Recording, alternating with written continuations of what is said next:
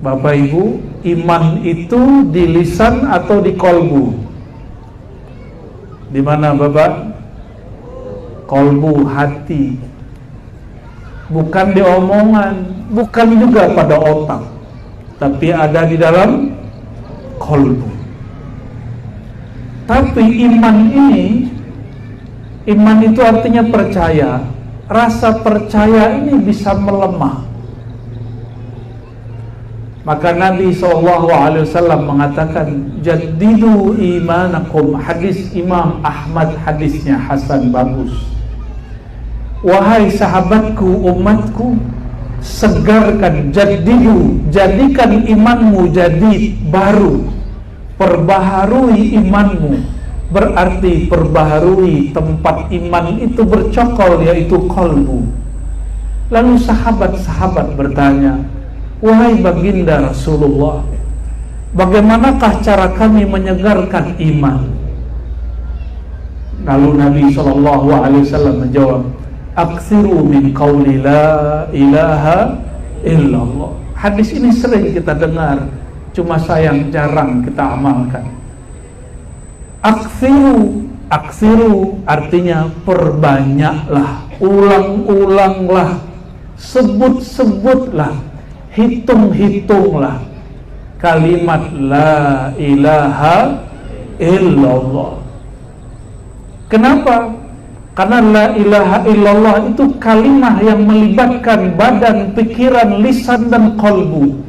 La ilaha berarti menolak semua Tuhan, semua sandaran, semua tempat mengadu, illallah, kecuali tempat hati bergantung, yaitu Allah Subhanahu wa ta'ala.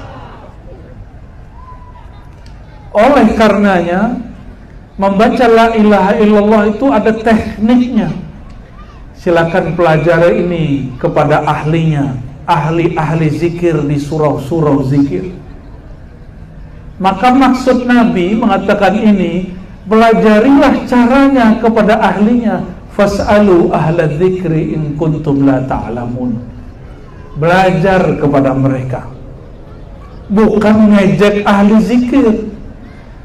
Saya sedih sekali kok ada bapak-bapak, ibu-ibu, bahkan orang yang disebut kiai atau ulama, tuan guru, mengejek, menghina orang baca tahlil la ilaha illallah berjamaah. Apakah dia tidak faham hadis Nabi SAW ini? Dahulu di zaman Sayyidina Umar, Nabi SAW juga masih hidup. Hadisnya diriwayatkan oleh Imam Al-Baihaqi. Ada riwayat yang dhaifnya, ada yang hasannya. Beliau mendengar ada orang zikir keras-keras la ilaha illallah, la ilaha illallah. Dikira itu orang majnun, gila atau ria. Diadukanlah kepada Sayyidina Nabi SAW. Apa kata beliau? Aksiru min qawli la ilaha illallah. Justru banyak-banyaklah baca la ilaha illallah, hatta yaqulul munafiqun mura'un, sehingga orang munafik akan menuduh orang yang baca la ilaha illallah itu orang ria, orang yang suka buat-buat, orang yang cari perhatian. Aneh, orang baca la ilaha illallah di mana riaknya? Justru obat ria, obat ingin dipuji orang, takut dicaci maki orang, obatnya adalah la ilaha illallah. Jadi aneh kalau ada kiai, ustadz, buya, tuan guru, apalagi tamat kampus Islam, Timur Tengah kah, dalam negeri kah, mengatakan hal serupa.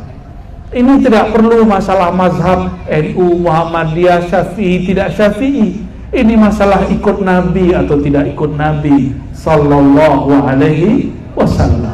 Tinggalkanlah istilah, oh saya ini organisasinya A, B, C. Gak usah.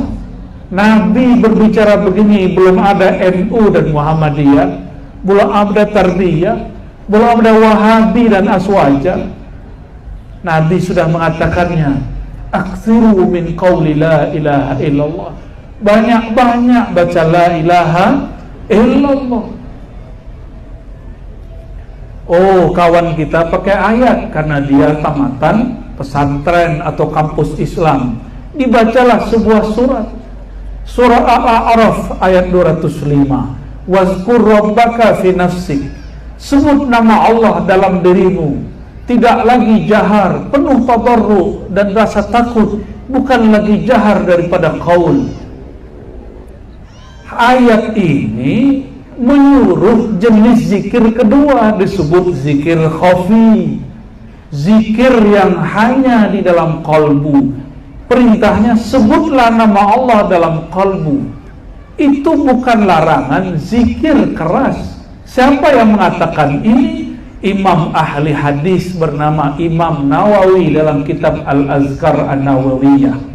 Kata beliau, zikir itu ada yang keras, ada yang lembut, jamaah atau sendiri, lisan atau dengan kolbu. Semuanya boleh. Ayat-ayat ini tidak boleh diadu-adu. Yang mengadunya tanda orangnya tidak berpengetahuan.